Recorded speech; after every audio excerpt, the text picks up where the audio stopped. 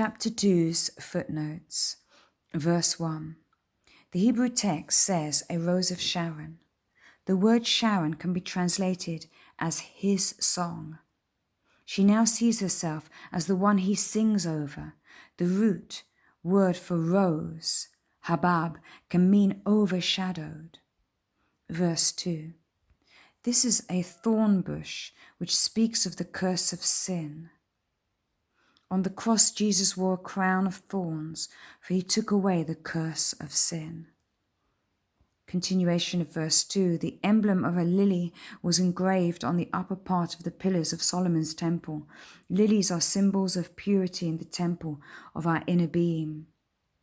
Verse 3, or trees of the forest. Trees in the Bible are often metaphors for humanity, but I've also heard they're metaphors for leaders, spiritual leaders. Verse 4, his tribal banner covering me was love. There are two Hebrew words for banner. Nes is the military banner, and the one used here is Dagel, the tribal banner, one for each of the 12 tribes of Israel. The bride lives under the banner of the tribe of love. Verse 5, goblet of wine. King David gave raisin cakes to the entire nations of Israel in the celebration of the Ark of Glory, God's presence coming into Jerusalem. Additionally, the Hebrew word for with raisin cakes, bashishashot, is a homonym that can also mean fires. The fires of passion and love are overwhelming. Apricots, these are the sweet promises of grace that sustain us. Also in verse 5, wounded by love. Verse 6, the Hebrew word for left is shmuel, which can also mean dark. The left hand of the Lord speaks of the mysteries of his ways, the unseen activities of grace, which are so little understood. For more on the right hand and left hand, you can see in Proverbs 3:16. Verse 7. In the poetic imagery of the Songs of Songs, deer and gazelle are symbols of joys of love. By all the powers and the strengths of the field. Verse 8, implied in the context of chapter 2:17. Verse 9, there he stands behind our wall. Fear and religious duty will always have a wall to hide behind. The contrast is striking.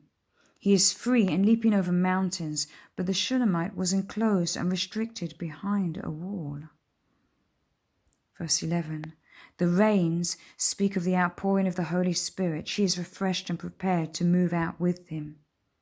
Verse 12, the season of singing has arrived. The Hebrew word for pruning is a homonym that can also mean singing.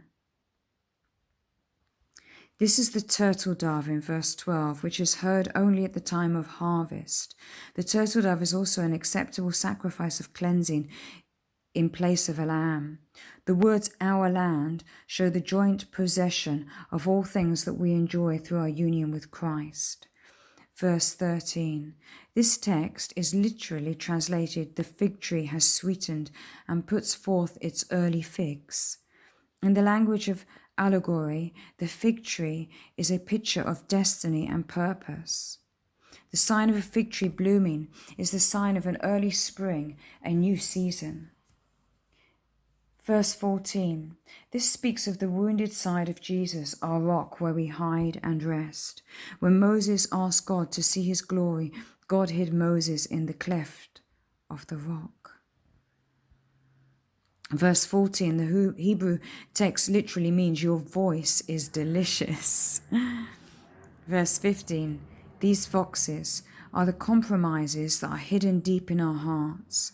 These are areas of our lives where we have not yet allowed the victory of Christ to shine into. The foxes keep the fruit of his Spirit from growing within us. Verse 16. The Hebrew wording includes the phrase, he browses among the lilies. The Hebrew word for browse can also mean to take delight in or to be as a special friend. The same Hebrew word raha is used. In Psalm 23:1, the Lord is my shepherd, my best friend actually. Verse 17, this text literally means mountains of Bether, the Hebrew word for separation or gap. This could be the realm of holiness being separated to God. Some scholars say Bether was a spiritual representation of a mountain of fragrant spices.